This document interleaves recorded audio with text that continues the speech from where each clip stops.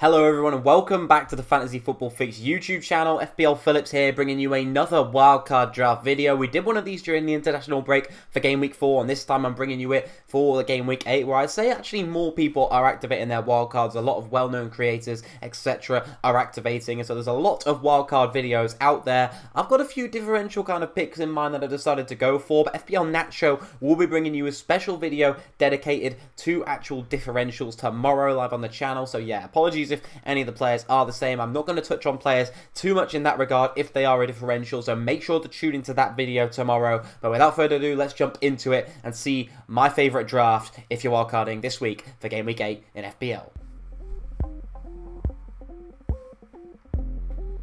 So here we are live in the Fix studio. This is actually the Eddi versus the algorithm screen, so you can actually see the score, which was as of last week underneath me. You're going to have to wait till next week to tune into next week's episode of Eddi versus the algorithm, which will be for Game Week 8 itself. But yeah, it was currently 4-3. I'm not going to leave any spoilers on who won last week, but you can probably figure it out if you go back and watch that video. If I remember, I will put it in a card somewhere up on the top corner, up there. But yeah, let's jump into it and see who we've gone with in goal for this wildcard draft. And I've chosen to go with Ramsdale, who is a pretty popular pick, and I'd say is probably the most common amongst the kind of Twitter community. He's got the second lowest XG per 90 amongst starting keepers, only behind Edison of Manchester City, who, as we know, is rather expensive at 6 million, and he's the fourth highest in terms of expected clean sheets per 90 for the same category amongst starting keepers, behind the Brazilian Edison again, Sarr, and also Raya of Brentford, which is interesting. So yeah, Raya was another one I was considering. I compared Ramsdale and Sarr in my watch this video over on the FPL Phillips channel. If you want to go and check that out,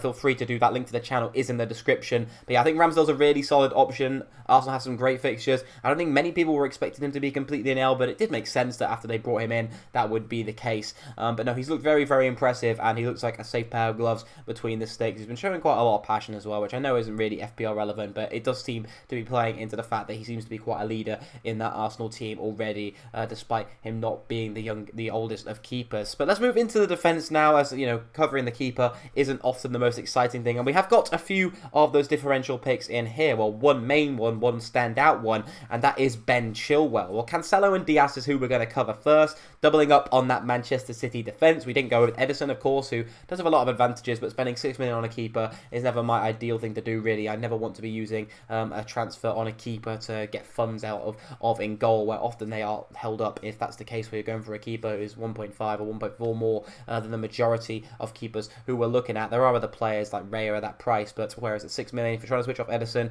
going to a Mendy really is mostly your only option unless you want to go for Alisson. Cancelo has the highest expected clean sheets and the lowest XG, expected goals against, and that's for any team in the league, as well as Manchester City as a team, which plays into Diaz's hands as well. Those obviously Diaz and Cancelo looking very, very nailed on, and the most safe of the two options. I know quite a lot of people have been looking at Kyle Walker as well, and potentially Aymeric Laporte, who seems to have his place in the team settled over Stones. And really, you could argue a case for any of that back four to be decent FPL options to go for on a Game Week 8 draft. So yeah, but I've chosen to go with Cancelo. He just seems too good.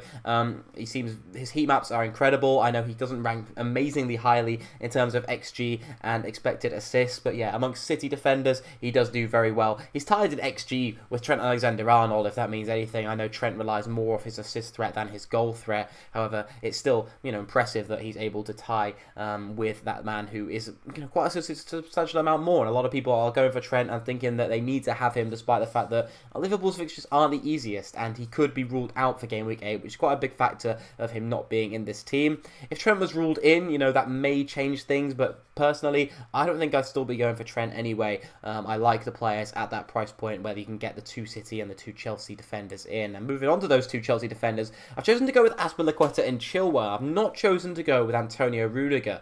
And, you know, there's part and parcel reason for this. There may be a bit of bias in the way I play FPL. It genuinely tends to be just go for exciting and fun players. I know DS kind of goes against that a little bit, but I don't want to take too many risks in defence. The main reason I'm going reason for this risk with Chilwell is that I think I've got enough cover in this draft for if Chilwell doesn't play. There's actually an interesting statistic that Chilwell never comes off the bench. He's got 0 minutes off the bench, so he's either a starter or he doesn't appear at all, which means that you'll obviously get your sub points, which if you have a strong enough bench is obviously pretty advantageous. I know obviously you want to have the Chelsea players playing for that Chelsea clean sheet potential. However, I think it's worth the risk with Chilwell. He has some fantastic underlying stats. He's the second highest XG per 90 in the league, obviously with a very small sample size. He's only behind Aït-Nouri of Wolves, who's barely played at all as well. Chilwell, however, looks like he is actually going to play, and yeah, Chilwell comes in with a higher XG per 90 than Reece James even had before when people were considering him quite a while back around that game week 4 time. And then Azpilicueta of an expected assist per 90 of 0.19, which is the 6th amongst all defenders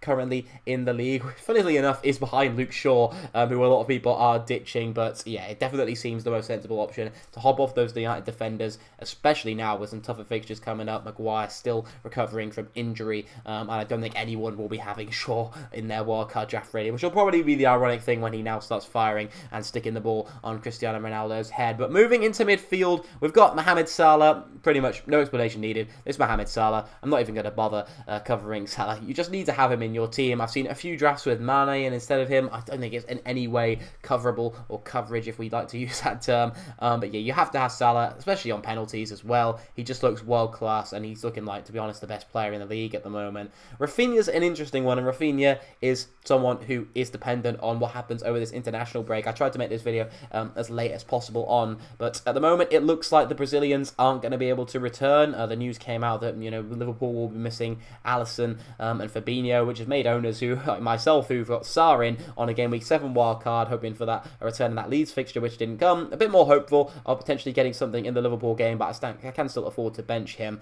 But Watford's fixtures don't look great going onwards, which is why I've taken the choice to not go with him. Leeds' fixtures, however, on the other hand, look very, very nice, and I'm hoping that Rafinha will be back, and I would probably still have him if he's ruled out. The one difference that may make is it may cause a change from Chilwell to Rudiger to have a safer option in defence if we're taking a bit of a risk with Rafinha in midfield, because obviously one's risking rotation, one's risking not being available, so it's best not to have more than one risky pick really in that team. And then we've also gone with Bukayo Saka, who's got 0.21 in terms of expected assists and 0.22 in terms of expected goals, and with an expected FPL points per 90 of 5.29, that's the highest of any Arsenal midfielder. And Smith Rowe, interestingly enough, actually only ranks 5th amongst all the Arsenal midfielders in terms of expected FPL points per 90, which I thought was an interesting stat. I think Smith Rowe, in terms of statistics, he doesn't look absolutely fantastic, but he well and truly passes the eye test. And so that really comes down to one of those factors of, do you put your game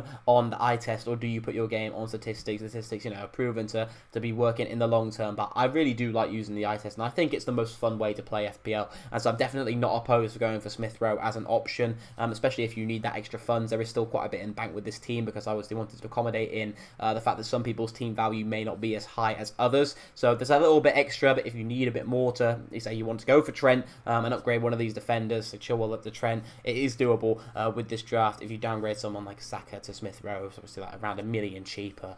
And on with the forwards then, the forward line is pretty bog standard, I'll be honest. There's not too many exciting picks here. There were a few I were considering. Adam Armstrong was one of them. Hwang Hee-chan was another who made my watch this video over on the FPL Phillips channel. Ian Nacho as well I was having a look at. And so if I wasn't taking risks elsewhere in this team, like I said with Chilwell and Rafinha, I might have been more tempted to go for that. If you're someone who likes to go with differentials and potentially a variety or multitude of differentials, definitely, as I mentioned at the start of the video, check out that one from FPL Nacho, who's going to be bringing you in the next couple of days or so. But yeah, Antonio, obviously box standard pick, owned by so many players in the game right now. He's had a bit of a 1 week drop off, but I still think when he's fit, he's almost a must-have in terms of FPL. Not that anyone is truly a must-have, but yeah, the most shots, the highest XG, the highest expected FPL points amongst any forward in the league. The fixtures, as I said, aren't brilliant, but it seems a safe pick to go with him and own him in your team. It may not be the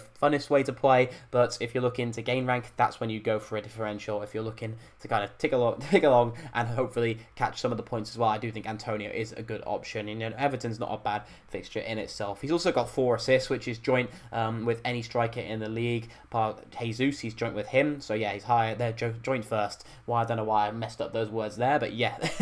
Joint first with 4 assists amongst any forwards in the league. And then Raul Jimenez, who's 10th amongst XG per expected assist per 90 of all forwards. So he was a bit higher early on in the season, but 10th is still pretty decent. He's also had the 5th most shots amongst all forwards in the league. That's with 17, so that's quite impressive for a striker who you think has been more creating chances more than actually taking them himself. With Chan in, it's hard to compare the statistics at the moment. Obviously, Chan's only started the last few games or so, and so there's not a big enough sample size really to take too much of a look at how it's affected his game. But I think Wolves as a whole are playing better, and that should be positive news for Jimenez in terms of Wolves scoring more goals, him being able to be involved in and hopefully scoring a couple more of them. And he's also got the most attempted assists in the league of all strikers, which again highlights that creativity that I was referring to in the last couple of sentences. And then on the bench, we've got a few players who are very key and a few surprises, I think you'd say. You can see it down there. Apologies if the graphics are a little bit small. But yeah, Ben Foster, box standard 4.0 keeper, probably the most chance of starting. And Mbuemo, who, you know, people are seeming to pronounce all sorts of ways at the moment, but I have no idea if I'm pronouncing that right, so do correct me if I'm wrong. Norman as well is in there, and Livramento, and I really wanted to have Mbuemo, however it is pronounced, in my team. After that Chelsea fixture, his fixtures just look incredible. He's got some brilliant underlying stats. He's got higher XG per 90 than Tony does, with Mbuemo having 0.44 to Tony's 0.25, and that's with penalties included. That's not even XG no pen. Tony does obviously have those penalties, but Mbuemo, I think, being out of position at the price he is just seems too good to have. And as I mentioned, there are quite a lot of other striker options where I think we were slightly more limited in midfield, especially with players like Rafinha potentially missing out in game week 8 specifically. Norman was one new I actually first saw, I'm not gonna lie, in FPL Mate's video the other day.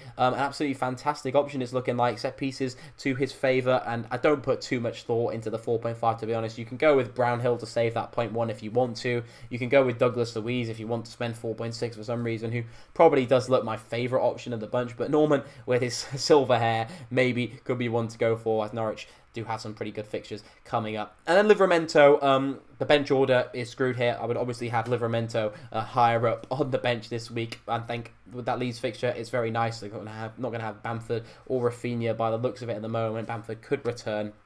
But yeah, I think Livramento is that cover for Chilwell, really. Southampton's fixtures look fantastic over the next couple of game weeks or so, which is what made me very tempted to go for Armstrong in this team too. But Livramento just looks brilliant. I've had him since the start of the season in my own team, and I don't regret it for a second. He has well and truly delivered. He's passing the eye test with flying colours, and, you know, obviously got the assist for that penalty when he was brought down the other week. So yeah, that's going to wrap it up for the team today. I really hope you have enjoyed. Let me know what you're thinking about the new graphics, and let me know what you're thinking about my draft in total. I will add in the captains that I would have for game week 8, and that would obviously be Mohamed Salah. Vice captaincy goes to Lukaku, but Salah is going to start and hopefully bag some stuff for us against Watford. But Watford are a team that Liverpool have been having a bad experience with in the past. As Mele Sarr, who's in my team, knows a bit too much about that. So yeah, hopefully as a United fan we get a repeat of that, but hopefully as a Salah captainer, Salah can get some stuff too, I suppose. Maybe predicting 7-6 to Watford, maybe, with Salah scoring 6 goals, if we can hope for that.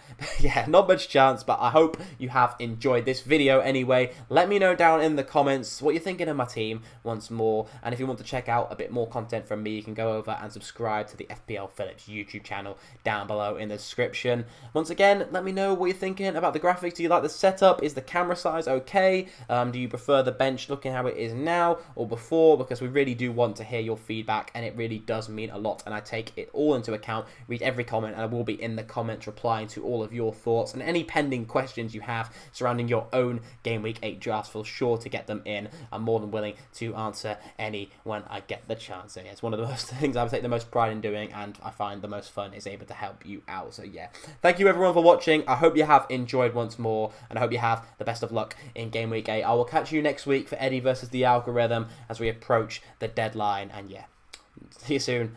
I'll catch you later. Goodbye.